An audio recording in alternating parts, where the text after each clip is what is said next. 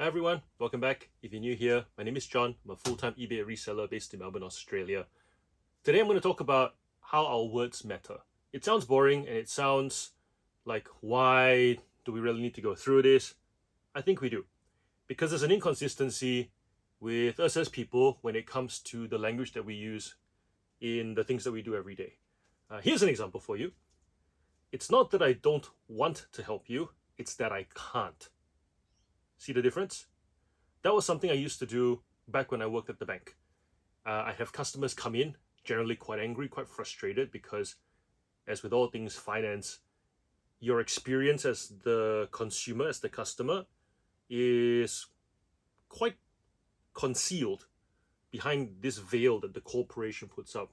You know that your card does what it's supposed to do, but then once it doesn't do what it's supposed to do, to try and get answers is actually quite hard because you don't understand how it works. You have no idea who's touching the thing that you needs to be fixed, who is in charge of the process that needs to be tweaked so that you can do the thing that the card's meant to do again.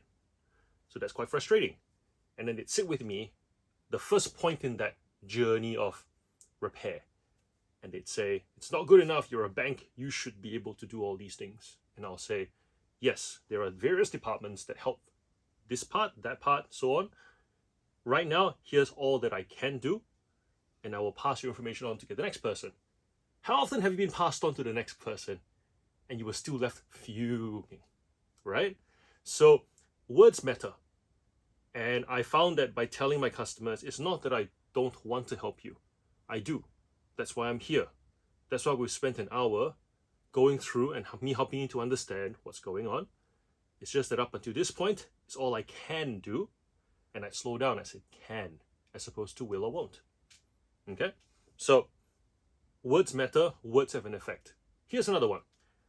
When we begin the journey of love, there's things like, are you into the person? Are you seeing them? Are you dating them? Are you a thing? Are you exclusive? We label, right? There are words that we use to try and help us to map where we are relative to the thing that we're doing.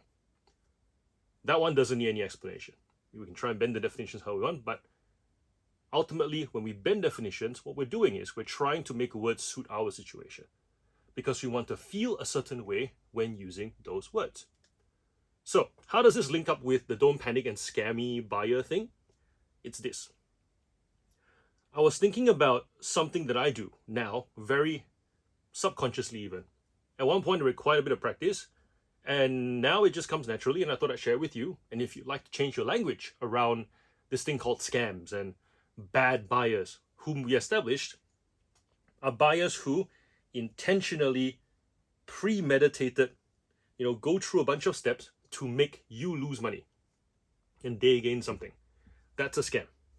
That's a bad buyer. Everyone else, as far as I'm concerned, I call them sideways buyers. Sideways has a good definition for me, and I'll explain.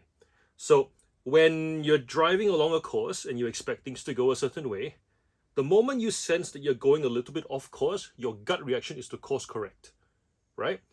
Your gut reaction isn't to abandon ship. Your gut reaction isn't to freak out. It's to, whoa! And that's kind of why I like that word sideways, because you list an item for sale, it's going according to plan, you're on course. The buyer buys something, you're still on course, payment comes through and it clears. A couple of days later, item gets delivered, we're still on course. Buyer then sends you a message, right? That's your first indication. Could be sideways, could be not, we don't know. You read the message. Hi, this item's a bit smaller than I thought it would be. We're starting to go sideways, okay? Your reaction isn't to go, I don't want to read this email anymore. Shut the laptop.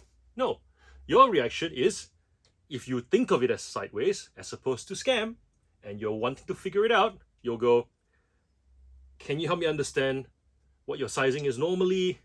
Here were the measurements that I put in the photos, yada, yada, yada. Did you measure before? You're trying to figure out if there was a bit of a misunderstanding here and there. And eventually, you'll find that if you are responsive and willing to course correct, buyers also are feeling like this thing has gone sideways. They too want to course correct. And at the end of the day, that may result in no refund. It may result in some refund. It may result in a return and a full refund. ultimately we're back on track. That's the point.